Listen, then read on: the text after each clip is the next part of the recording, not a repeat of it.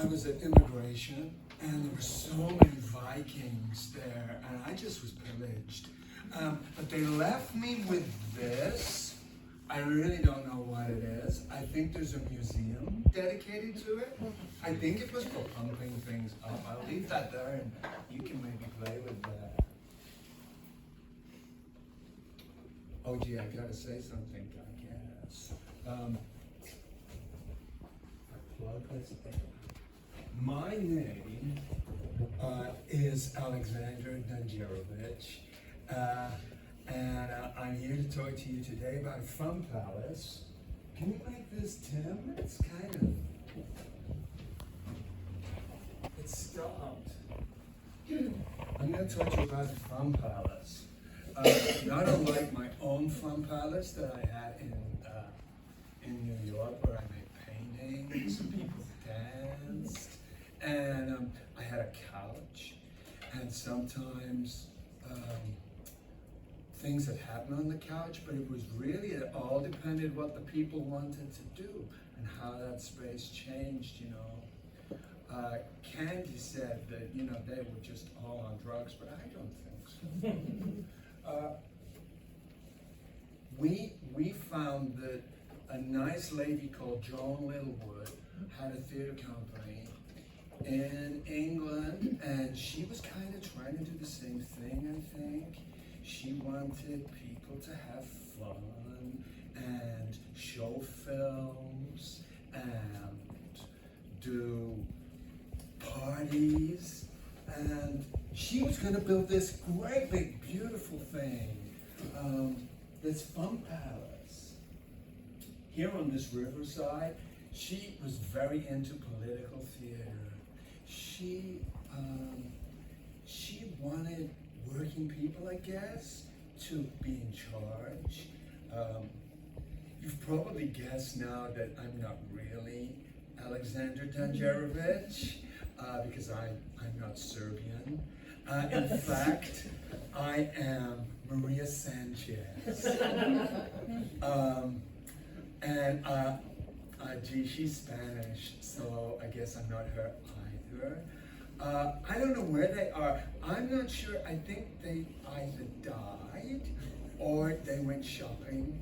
I can't really tell the difference between the two sometimes.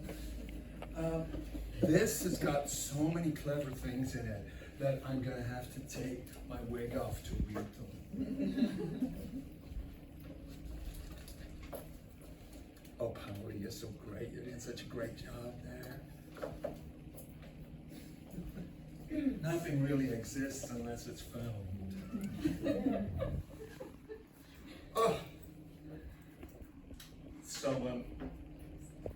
So these crazy people, John Littlewood, Cedric Price, Gordon Pask, they put theatre and architecture and cybernetics together in the 1960s, same time as Andy, to create this fun palace. That was their idea.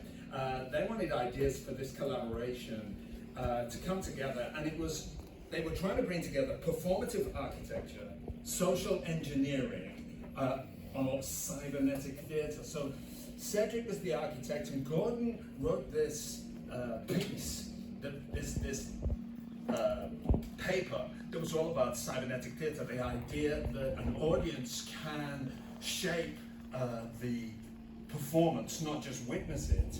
And Cedric wanted to create an environment in which that could happen.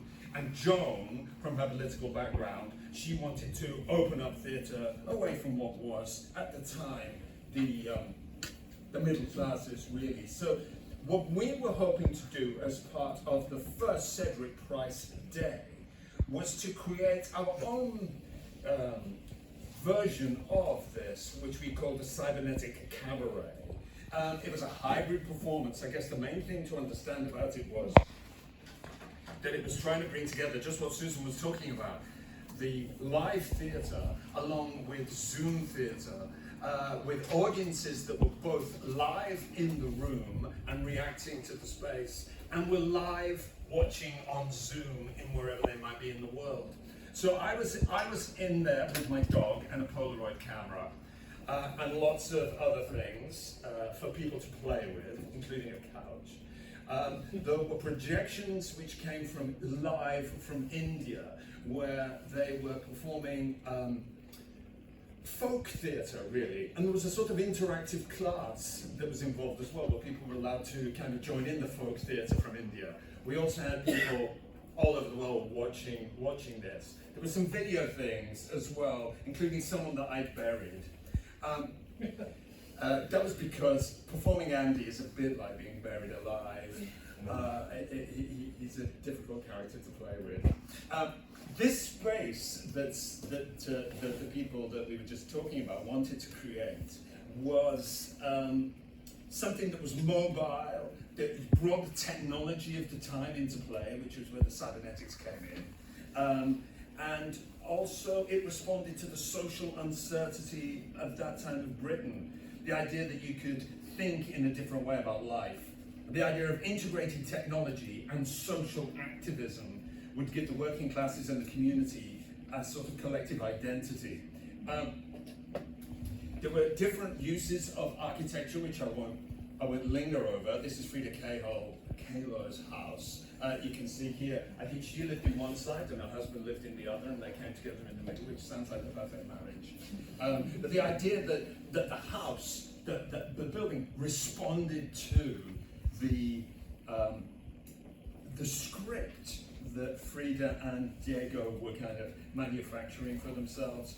Here's another example of the integration of a social narrative and space, the Museo de Arte Contemporáneo de São Paulo. Excuse me, Paolo, for saying that so badly. But this is how communities who live in the streets can kind of develop a relationship with a large architectural building. The everyday lives of the audience become accessible to the artists who are in the place. The whole idea was that it was just going to be something that would pass quite quickly. The idea of this fun palace was it was quite ephemeral, that it was only going to last 15 minutes, really, or however long it needed to last. And then when it was out of its function had ended, which again makes me think of Susan and what she said about Zoom theatre and digital theatre. You know, when its time has ended, maybe its time has ended. It came out of the 60s. What she said was that she wanted, Joan Little, she wanted to create a university of the streets. So again, her idea was to sort of bring about something for the people that was normally the prerogative of the other classes. These are the kind of things that she thought would go on in there. I'd like to know what a grotto of kaleidoscopes is, a fantasy generator, and a calligraphic tavern. So these were kind of quotes. There wasn't really a building in the end. Nobody was going to pay for this building. They just kind of kept playing with matrices to create. This idea that communication and machines can go together, I think, was something new then and has become very kind of topical now in terms of how we kind of view the world. These are all ideas of how the architecture, the theatre, and this idea of cybernetics can kind of come together, and they create new versions of those different ideas of theatre and architecture becoming performative architecture. Cybernetics and theatre giving you cybernetic theatre spaces. In 2022 in the UK, the government tried to kind of build on this idea, and people were encouraged to build their own fun palaces up and down the country.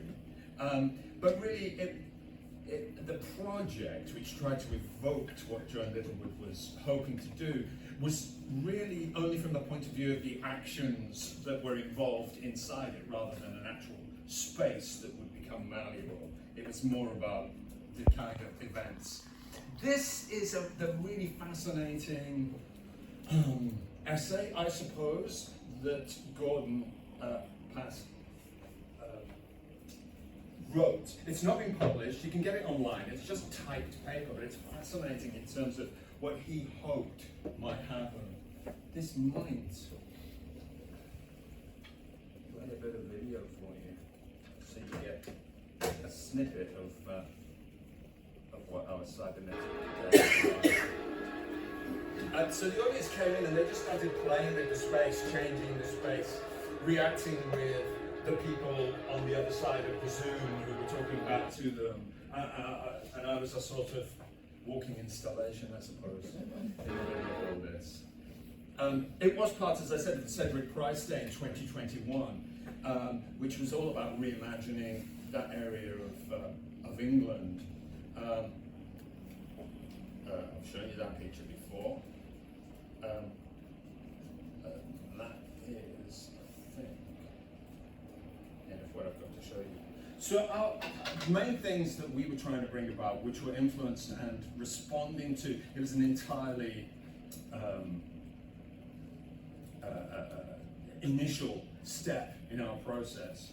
We were trying to play with some of those ideas of how can you bring a multidisciplinary collection together in a space in which the audience had as much say as the so-called performance in how that space was developed, changed, and made the performance manifest. Really, it's truly improvisational, and it certainly involved an extraordinary number of people from across the globe.